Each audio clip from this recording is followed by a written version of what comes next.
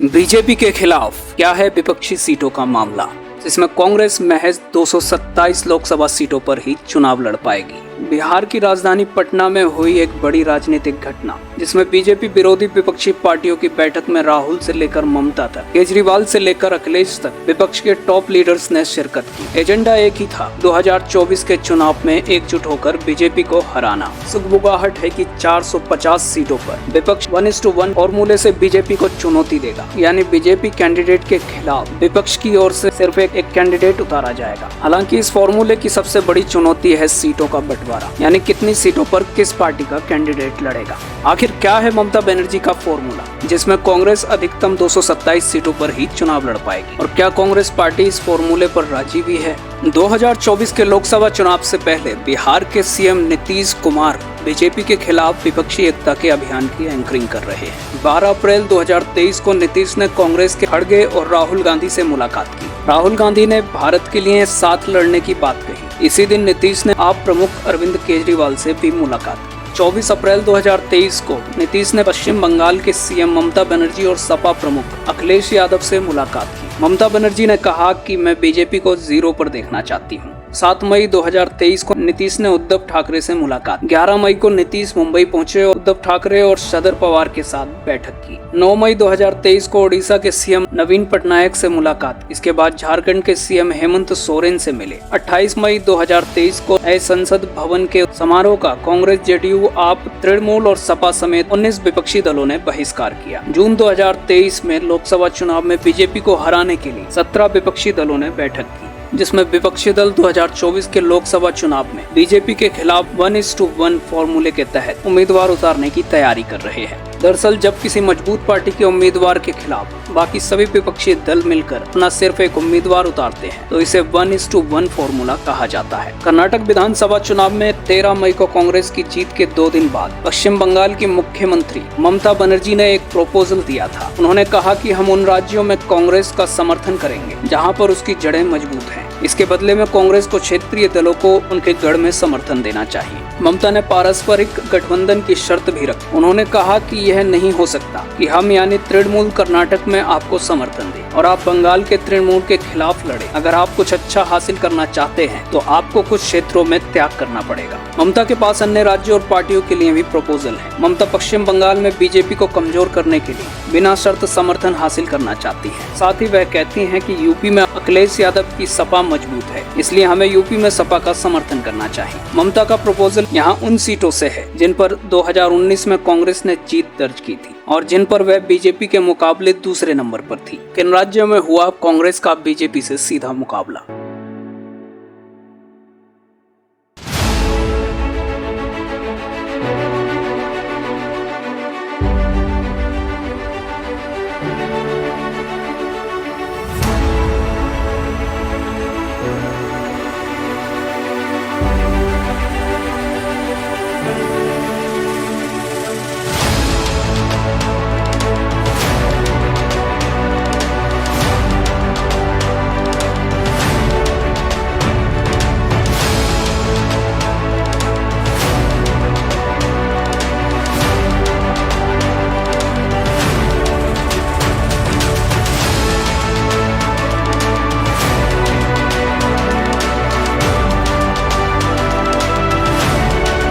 अब यहाँ ममता के फॉर्मूले से कांग्रेस को 227 से ज्यादा सीटें नहीं मिलेंगी। ममता का मानना है कि कांग्रेस राजस्थान, मध्य प्रदेश, छत्तीसगढ़ और गुजरात सहित देश भर की लगभग 200 लोकसभा सीटों पर मजबूत है। इन 200 लोकसभा सीटों में से 91 सिर्फ राजस्थान, मध्य प्रदेश, छत्तीसगढ़ और गुजरात में है। अगर विपक्षी एकता के लिए ममता का फॉर्मूला लागू किया जाता है तो कांग्रेस को 227 से ज्यादा सीटें नहीं मिलेंगी। ये वे सीटें हैं जिन पर 2019 में कांग्रेस ने या तो जीत दर्ज की थी या वो बीजेपी के मुकाबले दूसरे नंबर पर रही। इसके अलावा 34 सीटें ऐसी हैं जहां पर क्षेत्रीय पार्टियों के मुकाबले कांग्रेस दूसरे नंबर पर रही। माना जा रहा है कि ममता इसमें से भी कुछ सीटें कांग्रेस को देने को तैयार हो सकती है। पश्चिम बंगाल राज्य में लोकसभा की कुल 42 सीटें हैं। 2019 का लोकसभा चुनाव कांग्रेस लेफ्ट ने मिलकर लड़ा। सिर्फ 3 सीटों को छोड़कर यह चुनाव तृणमूल बनाम बीजेपी हो गया। इन 3 सीटों में से भी कांग्रेस 2 ही जीत पाई और उसका कुल वोट शेयर भी घटकर 4.76% हो गया। यानी ममता फॉर्मूले के हिसाब से कांग्रेस को यहाँ सिर्फ 2 सीटें मिलेंगी। यूपी में लोकसभा की कुल 80 सीटें हैं। 2019 के लोकसभा चुनाव में कांग्रेस 67 सीटों पर चुनाव लड़ी थी, लेकिन जीत सिर्फ सोनिया गांधी की सीट रायबरेली पर मिली थी। वहीं 3 सीटों पर पार्टी दूसरे नंबर पर थी। यानी ममता के फॉर्मूले के हिसाब से कांग्रेस को यूपी में सिर्फ 4 सीटें मिलेंगी। बिहार में लोकसभा की 40 सीटें हैं। वर्तमान में बिहार में कांग्रेस, जदयू और राजद तीनों महागठबंधन का हिस्सा है। कांग्रेस ने 2019 में 9 लोकसभा सीटों पर चुनाव लड़ा, लेकिन जीत मिली सिर्फ 1 पर। साथ ही 2 सीटों पर बीजेपी के मुकाबले नंबर 2 पर रही। यानी कांग्रेस को यहाँ भी 3 से ज्यादा सीटें नहीं मिलेंगी। विपक्षी एकता के लिए कांग्रेस अभी कितनी सीटें कुर्बान करने को तैयार है?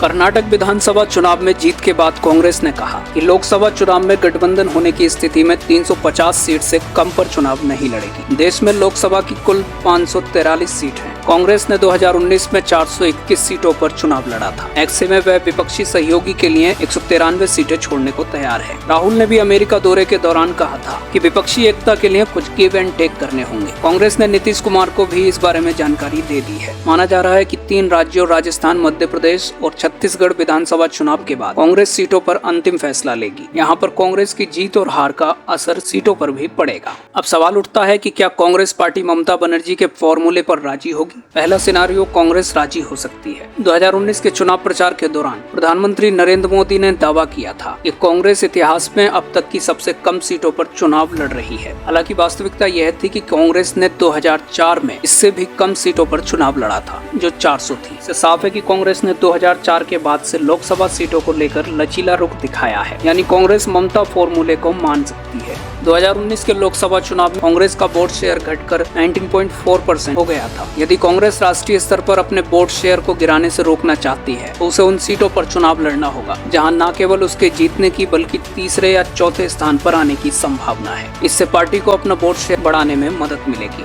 दूसरा सिनेरियो, ममता फॉर्मूले पर कांग्रेस का इनकार। यदि कांग्रेस बहुत सीटों का त्याग करती है तो बीजेपी को कांग्रेस के खिलाफ नेगेटिव अभियान चलाने का बहाना मिलेगा। इससे बीजेपी दावा करेगी कि वह कांग्रेस को चुनावी रूप से कमजोर करने में सफल रही। वहीं लोकसभा में कम सीटों पर चुनाव लड़ने से क्षेत्रीय छत्रपों का पलड़ा भारी हो गया। यानी उन लोगों ने ज्यादा सीटें जीत ली। ऐसे में क्षेत्रीय पार्टियां कांग्रेस को प्रधानमंत्री पद की रेस से बाहर रखने के लिए एकजुट हो सकती है। यदि उस वक्त कांग्रेस उनकी बात नहीं मानेगी तो उसके राष्ट्रीय हित को लेकर सवाल उठाया जाएगा। इस वीडियो पर आपकी क्या राय है, कमेंट में जरूर बताएं। वीडियो पसंद आई तो वीडियो को लाइक करें, चैनल पर नए हैं तो चैनल को सब्सक्राइब करें। मिलते हैं फिर किसी और वीडियो के साथ। तब तक के लिए जय हिंद।